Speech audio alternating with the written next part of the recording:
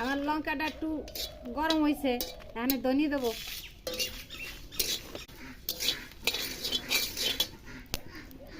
জিরে দেই, এলাচ দিলাম, আর একটা কাঠ দিলাম, ওটা জিরে দিলাম। আমি নাড়ি চাড়িয়ে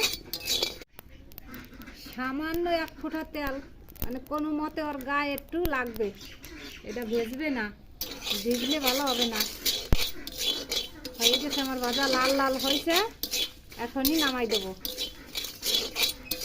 গুঁড়োটা নামানোর সময় সামান্য একটু দিলি এই বাটার সময় খুব সুন্দর কালার হয়, আর তরকারিতে দিলেও কালার হয়, রংটা ভালো হবে। হয়ে গেছে আমার ভাজা।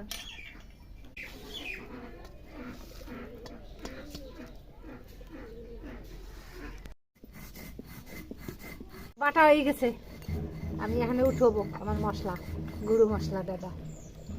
মশলাটা একদম মিহি করতে হয় না, একটু গোটা গোটা রাখতে হয়, তাহলে একদিন বেশি করে রাখি, অনেকদিন এইগুলো রান্নার সময় কাজে লাগানো যায়।